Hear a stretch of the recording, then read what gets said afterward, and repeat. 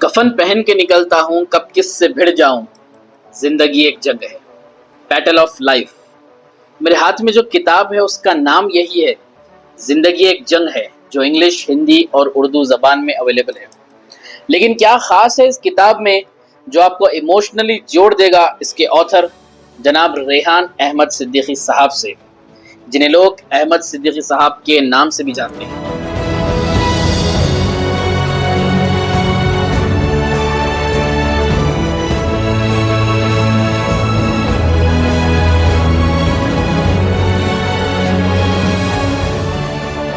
अपनी किताब में आपने एक ऐसी कहानी बयान की है जो सिर्फ उनकी जिंदगी का सफर नहीं, बल्कि हर उस इंसान का आईना है जो मुश्किलों के दरिया से गुजरता है अपने सपनों को पूरा करने के लिए। और ये सफर में कभी वक्त भी खिलाफ हो जाता है, जमाना भी, और कभी अपने भी। कहानी शुरू होती है हैदराबाद के एक स्पिरिचुअल गाइड जनाब बहादुर अली मिर्जा के साथ मुलाकात से, जो मिर्जा साहब के नाम से मशहूर थे। जब अहमद सिद्दीकी साहब ने उन्हें बताया कि उन्हें गल्फ का वीजा मिल गया, तो एक नजर में मिर्जा साहब ने कह दिया था, ये वीजा फर्जी है, तुम्हें सब्र करना होगा, कुरान को तर्जुमे के साथ पढ़ना होगा, ताकि अल्लाह तुम्हें हक का रास्ता दिखाए और दुश्मनों को बेनकाब करे।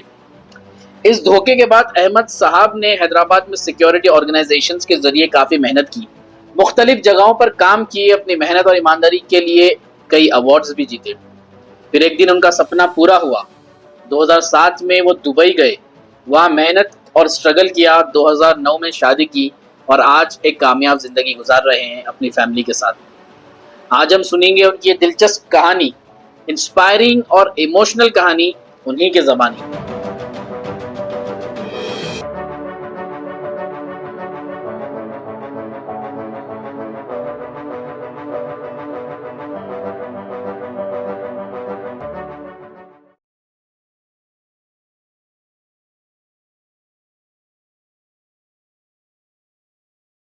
अस्सलाम वालेकुम रहमतुल्लाहि व बरकातहू। हैदर भाई कैसे हैं? वालेकुम सलाम जी, मैं ठीक हूँ, आप कैसे हैं? अल्हम्दुलिल्लाह, शुक्र अल्लाह का। जी माशाल्लाह। अहमद साहब, आपकी किताब में आपने अपनी ज़िंदगी को बड़ी अच्छी तरह से लिख दिया है। यानी आपके आने वाले नस्लों के लिए भी एक किताब एक रहनुमाई करेंगी कि ताकि किस तरह मुश्किल वक्त में भी लोगों को किस तरह सब्र से काम लेना चाहिए। अल्हम्दुलिल्लाह, शुक्र अल्लाह का। जी अहमद साहब, आपने जो सो बड़े मुसलसल स्ट्रगल किए हैं शुरू से, और आज अल्हम्दुलिल्लाह आप एक कामयाब ज़िंदगी गुजार रहे हैं। तो आपकी इस जर्नी के पीछे आप किसको क्रेडिट देना चाहेंगे? देखिए, सबसे पहले तो अल्लाह ताला का शुक्र अदा करता हूँ। अल्लाह ताला ने जो एहसान किया मुझ पर, उसका एहसानात का जो रहमत है, जो बरकत नाज़िल की, उसका। इंसान की ज़िंदगी में आजमाइशें हैं, हर इंसान की ज़िंदगी में आजमाइशें हैं। उस इंसान को सब्र करना चाहिए, तवक्कुल रहना चाहिए। अल्लाह ताला ज़रूर कामयाब करता है। हर इंसान की कहानी यही कहता हूँ। तो मैंने भी सब्र किया, शुक्र अदा किया। अल्लाह ताला का बड़ा एहसान है मुझ पर। फिर माँ बाप की दुआएं हैं, उनका भी एहसान है मुझ पर, उनकी दुआएं मेरे साथ हैं। रहा जो स्ट्रगल पीरियड की मैं बात करता हूँ, एक मेन जो शख्सियत है मुझे जो दीनी दीन की तरफ लेकर गए, वो बहादुर अली मिर्ज़ा साहब थे, जो नूरखां बाज़ार के रहने वाले थे। अभी तो है नहीं दुनिया में, रुखसत हो चुके हैं दुनिया से। तो बड़ी वो दीनदार। मेरी उनसे यही मुलाकात 2002 में हुई थी। एक विज़िट वीज़े पर मैं दुबई जा रहा था। वो विज़िट वीज़ा मेरे पास आया था, आपको पता है। तो उस टाइम पे फैक्स आते थे, ठीक है। वो देखकर उनसे मुलाकात किया था, मैं गया था। तो वो देखकर वीज़ा की कॉपी देखकर बोले ये फेक है, फ्रॉड है। अब उस ज़माने में देखिए कंफर्मेशन का कोई सहारा नहीं था, आपको पता है ना। तो उस दौरान मैं बहुत परेशान था। तो मिर्ज़ा साहब बोले कि ये आजमाइश है अल्लाह की तरफ से, आप इससे लड़ो। खैर, मैं जो कुछ कर सकता था, मेरी किताब में जिक्र है, आप देख लेते। जी जी। वो जो रास्ता, जी हाँ, वो रास्ता दिखाए। फिर वो मेरे ख़ानदान के बारे में पूछा। मैंने अपने वालिद साहब और दादा के बारे में बताया था, मोहिद अहमद सिद्दीकी। तो मोहिद 3 बार वो कहने लगे, तो अल्लाह को एक मानने वाला बंदा ठीक है। तो कहने लगे ये एक रास्ता है, मंजिल आपकी ये है नहीं, आप आगे जाएंगे, इंशाअल्लाह कामयाब होंगे, मगर आप लड़ो। तो वो जो है ना हिम्मत, और यही कहने लगे क्या कुरान मजीद है ना, तर्जुमे के साथ पढ़ी है, उर्दू आती है क्या पूछे? मैंने हाँ आती है। तो अल्हम्दुलिल्लाह कुरान मजीद तर्जुमे से पढ़ने का फ़ायदा हुआ है। तो मैं यही कहता हूँ कि आजकल के सभी नौजवानों से आप भी कुरान मजीद पढ़िए, इंशाअल्लाह अल्लाह ताला आपको रास्ता दिखाएगा। जी, तो आपके साथ ये फ्रॉड किसने किया था? वो फेक वीज़ा इशू किसने किया था? आप ये सब ट्रैप जो जिसमें फंस गए थे, आप इससे बाहर कैसे आए आप? ट्रैवल एजेंट था प्रिंस मस्कत इंटरनेशनल, जो रामकोट पे था। मिनरवा ऑफ सिकंदराबाद में वहाँ भी एक ऑफिस था, निसार खान नाम था उनका। और वो फेक वीज़ा लिए, वो कहानी थी लंबी चली। बस ये देखिए, मैंने जब वो फेक वीज़े के बारे में इनकी मैंने पेपरों में कटिंग देखी है, जब इनके बारे में मालूम किया, इन लोग ये ऑर्गेनाइजेशन चला रहे थे डिफरेंट ऑफिस नाम से, अलग अलग ऑफिसर से। इसको लीड कर रहा था निसार खान और प्रिंस मस्कत इंटरनेशनल के नाम से चल रहा था उस ज़माने में। तो पेपर कटिंग सब कुछ आप देखें, उसमें है, बुक में है। तो बहुत बड़ा खेल खेल रहे थे, काफ़ी लोगों को नुकसान पहुंचाया है, तकलीफ़ पहुंचाया। खैर, अब जो अल्लाह ताला किसी से कोई काम लेना चाहता है वो ले लेता है। अब अपनी एक कैफियत बदल गई थी उस टाइम पे, क्या बोले भाई इसके ख़िलाफ़ लड़ना है, बस लड़ना है कैसे भी। लोग डराने लगे, भाई जान का ख़तरा है, ये है वो है। हम बोले चलो जो है अल्लाह देखेगा बस। पर इस पूरी कहानी के पीछे मिर्ज़ा साहब का रोल रहा है, जो उन्होंने मुझे हिम्मत दी, ताकत दी। जी, अल्लाह का शुक्र, यकीन माने।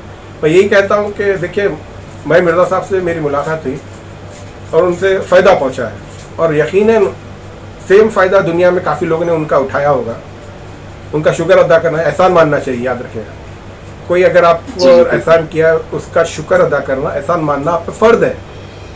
तो मैं अभी भी अपने मिर्ज़ा साहब का शुक्र अदा करता, एहसान मानता हूँ। अल्लाह उनको जन्नत फ़िरदौस आला मक़ाम। जी अहमद साहब, आपने अपनी इस किताब में ये लिखा है कि आपने अपने रिश्तेदारों से धोखा खाया, आपकी अपनों से जुदाई हो गई थी, पर आज अल्हम्दुलिल्लाह आप एक इतने अच्छे मुकाम पे है, कामयाब ज़िंदगी आप बसर कर रहे हैं अपनी फैमिली के साथ। तो आप आज उन लोगों को जिन्होंने आपको तना छोड़ दिया था, उनको आज किस नज़र से देखते हैं? देखिए, मैं एक बात कहता हूँ, ये पूरा खेल शैतान का है, समझे आप। शैतान गुमराह करके रखा हुआ है, यकीन मानिए आप। शैतान ने क्या वादा किया था अल्लाह ताला से, इस कौम को गुमराह करके रखूँगा मैं, समझे आप। तो हमारी ये लड़ाई शैतान के साथ है। शैतान हमको सिर्फ गुमराह कर रहा है, इंसान को इंसान से लड़वा रहा है, समझे आप।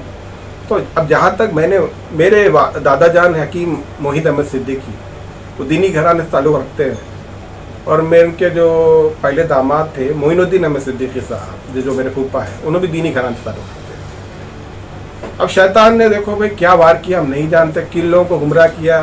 तो यानी जो कुछ हुआ है वो अल्लाह बेहतर जानता है, मगर हमारी लड़ाई इंसान नहीं शैतान से, समझिए आप। और मैं जो रिश्तेदार जो गुमराह हो गए, मैं इनसे यही कहता हूँ कि भाई आप भी तौबा करें, सही रास्ते पर आ जाए। मेरे दिल में आपके लिए कोई नफरत, कोई ज़ैर कुछ नहीं है।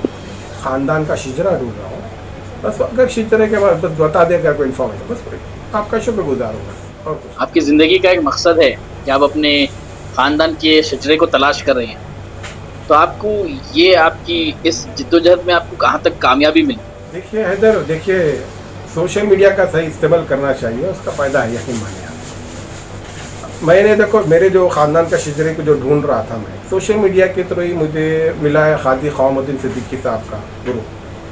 तो वहाँ पर मैंने हर सिद्दीकी ग्रुप पर मैंने दस्तक दी है कि पूछा भाई आपको कुछ अगर इन्फॉर्मेशन है सिद्दीकी फैमिली के बारे में तो मुझे शेयर करें। तो मुझे खादी ख़वामुद्दीन सिद्दीकी साहब के जो फैमिली था वो शिजरे, उसमें गुस्सा में उनसे बात हुई लोगों में, तो उन्होंने कहा आपके फूफा का शिजरा इसमें मिलता है, आता है, मोइनुद्दीन अहमद सिद्दीकी साहब का, जो निज़ामिया तिब्बी कॉलेज के जो प्रिंसिपल थे जी। तो उनकी शिजरा उन्होंने शेयर किया। तो मैंने भी मेरी बुक में, मेरे दादा का नाम हकीम मोहित अहमद सिद्दीकी है, तो वो भी निज़ाम तिब्बी कॉलेज। आपके दादा का नाम जी मोहित अहमद सिद्दीकी और आपके फूफा का नाम मोइन अहमद सिद्दीकी, मोइनुद्दीन अहमद, मोइनुद्दीन अहमद सिद्दीकी।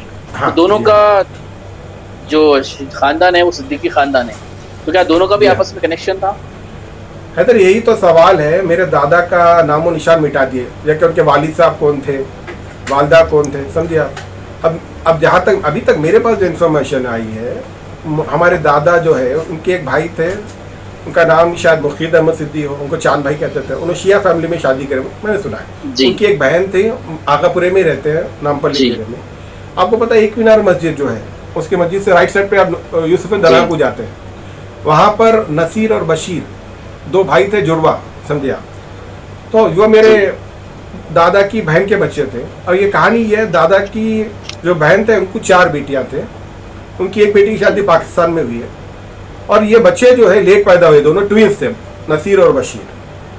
तो बचपन में इनके वालिद साहब का वल्दा का इंतकाल हो गया था और दादा खुद इनकी परवरिश में बहुत बड़ा रोल रहा है, उनकी मदद की है। तो ये रिश्ते ही है, बहन सगे बता रहा हूँ। तो हुआ ये है कि सब खामोश है, दूर दूर है, पता है, मालूम नहीं, ये तो अभी जाके कहानी।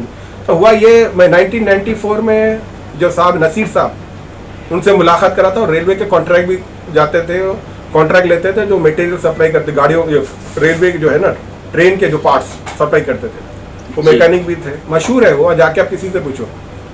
उनका बंजारा हिल में घर भी था, वो भी दिखाया मेरे को। तो नसीर साहब चलो दुनिया से, उनका छोटा भाई बशीर जो शादी करे अलग रह गए, वो चंचौड़े में मस्जिद में ज़िंदगी गुजारे।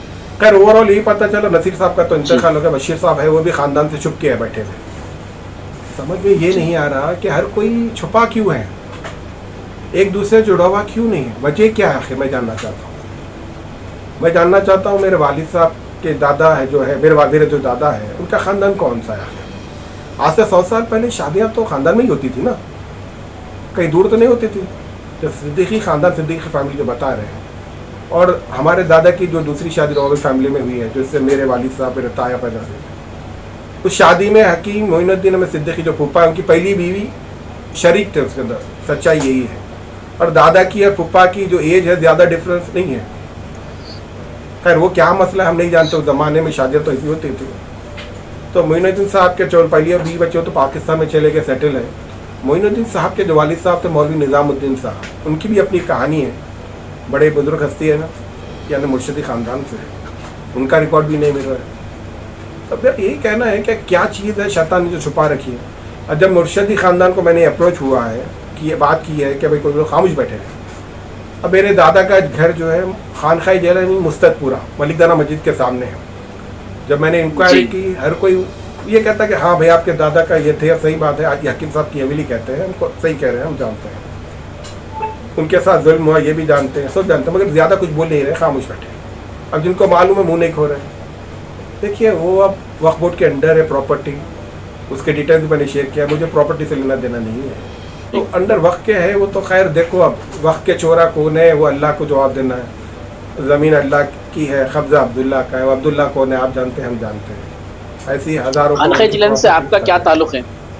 वो मेरे दादा के नाम पे मुंतखब है, वो उनके नाम पे दी गई है। उस ज़माने में हकीमों को गिफ्ट दी जाती थी प्रॉपर्टी, ताकि वो ज़मीन या जड़ी बूटियाँ उगाए यो करें। उनके अंडर जो थे ये अंसारी लोग, तो दादा पे अटैक करके कब्जा करे से हो, तो दादा अपनी जान बचा के 43 एकड़ मेरे फूफा के पास आके रहे।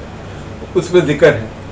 आज देखो वक्फ बोर्ड में उसका रिकॉर्ड है या गायब कर, उनको ही जानते हैं, और कोई इस प्रॉपर्टी के बारे में बात नहीं करता है। चोर चोर मौसेरे वे सब खा पी के बैठे हुए।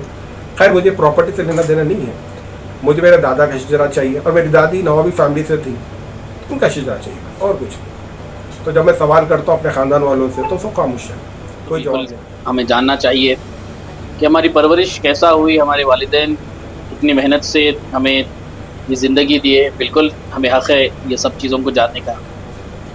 और आपकी ज़िंदगी भी जो है सो एक सबक है लोगों के लिए। अब ज़रूरी तो नहीं है कि आप हर एक से ख़िताब होंगे और समझाएंगे, मगर आपकी ये किताब बिल्कुल वाकई में जो है सो लोगों के लिए एक बहुत बड़ा मैसेज है। आपने दूसरों को भी इनकरेज किया कि किस तरह से अपने हक़ के वास्ते आवाज़ उठाना चाहिए। अपने आर्टिकल्स के ज़रिए वो भी बहुत अच्छा दिखा मुझे। तो अहमद साहब, आप आजकल के नौजवानों को क्या पैगाम देना चाहेंगे जो छोटे छोटे बातों पे ख़त रहमी कर लेते हैं, और आजकल आप देख रहे हैं बस कुछ पैसों के लिए लोगों की जान चले जा रही, अपना सगा भाई अपने भाई की ज़मीन के वास्ते उसका खून कर दे रहा। मतलब ये रिश्तेदारों में बहुत ऐसे चीज़ें चलते आ रहे हैं। तो आप नौजवानों को क्या पैगाम देना चाहिए, खुसूसन आज के नौजवान और बिलखुसूस मुसलमान नौजवान को क्या पैगाम? देखिए हैदर, सबसे पहले देखो हम लोगों में सबसे पहले हमको देखो, मुसलमान घर में पैदा होने से मुसलमान नहीं हो गए, नाम रखने से मुसलमान नहीं। पहले हमारा सबसे पहले क्या जिम्मेदारी, हम दीन सीखे पहले, हम सीखे पहले। और कुरान मजीद रटने के बैठने का नहीं, हाफिज नहीं, बल्कि कुरान मजीद का तर्जुमा पढ़िए। अल्लाह ताला क्या इंस्ट्रक्शन दिया, जो गुजरी हुई कौमों का जो जिक्र है उसके अंदर, तो पैगम्बरों का जिक्र है, पढ़े समझे आप क्या है। और हमारी लड़ाई किसके साथ है? शैतान के साथ है। पहला कत्ल किसका हुआ है? आदम अलैहिस्सलाम की जो दो औलाद थे, हाबिल और काबिल की कहानी आपके सामने, एक भाई ने दूसरे भाई को मार दिया। तो शैतान तो हर जगह आपको गुमराह कर रहा है, ठीक है। जहर है अपने जिस्म में, इंसानों के जिस्म में खून नहीं, जहर नफरत बह रही है। याद रखो, एक दूसरे को काटम कुटी मारने पर बैठे हुए हैं। वो एक ज़माना अब जिस ज़माने में हम जी रहे हैं एक दूसरे के खिलाफ है। सगा भाई सगे भाई को, बाप बेटे को मार रहा है, बेटा बाप को मार रहा है, भाई भाई को मार रहा है, भाई बहन को मार रहा है, समझे। यानी शैतान इस तरह गुमराह कर दिया है। अगर आप इससे निकलना है, देखिए पहले मैं देखो औलिया अल्लाह की इज्जत एहतराम करता हूँ, यकीन मानिए दिल से, मगर जब ओवरऑल में केस की हिस्ट्री में जब गया मैं बुजरानी सबसे देखो इज्जत एहतराम की बात कर रहा हूँ मैं। मगर हमको देखो, हमको कुरान मजीद से जुड़ना है, अल्लाह से जुड़ना है, याद रखो आप। मगर जो हमारे जो बुजुर्गान दीन जो काम करके चले गए, और उसकी बात की जो जनरेशन आज एसी कार में घूम रहे हैं और किसके गुलाम में वो बेहतर आप जानते हैं। मैं कुछ नहीं कहना चाह रहा हूँ मैं। अपने मुर्दा ज़मीर को जगाएं आप, और कौम को जगाएं, समझे, कौम को जगाएं। मुर्दा ज़मीर के जो है ना, कौम सो रही है उसको जगाएं। फाखे में ज़िंदगी हो आप दीनदारी सिखाएं, खुददारी सिखाएं, आपके रब के सामने झुकना सिखाएं। आपका जो किस्मत में जो लिखा है ना वो आपको मिल के रहेगा, रिज़्क़ वो जाने वाला नहीं है। आप दुनिया में जो कमा रहे आखिरत में खर्च करना है, अल्लाह की राह में खर्च करते रहे बस, और सब्र करें, अल्लाह पर यकीन रखें, आप कामयाब होंगे। आप अपनी तालीम को सर पे हावी होने, तालीम एक आपका बस आपको रास्ता दिखाएगा। या डिग्री अगर आप सोचते हैं, हर छोटे से छोटे काम करने के लिए तैयार रहे, आज़ीज़ी मिन्नत के लिए वो लाइटली डील करें ना, गुस्से को पी जाएं, सब्र करें, इंशाल्लाह आप ज़रूर कामयाब होंगे। देखो जब मुझे एजेंट ने धोखा दिया तभी मुझे ही बहुत गुस्सा आया था, मगर मैं सब्र किया, उससे लड़ना सीखा।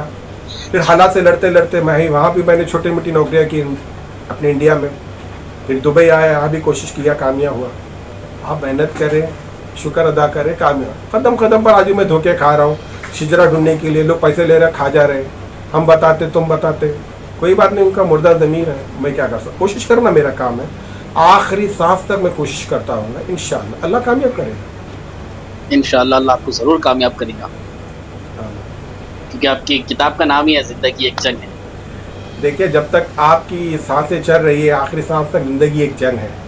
इसका रिजल्ट मरने के बाद अल्लाह ताला देगा आपको, जो इनाम मिलेगा।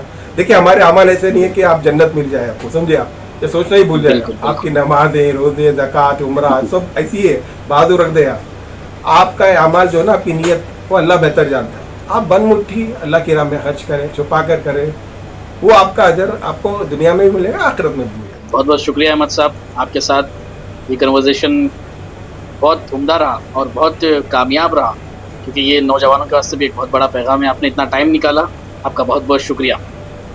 हैदर आपका भी बहुत बहुत शुक्रिया, मेरे मौका दिए और अपनी बात रखने का मौका दिए।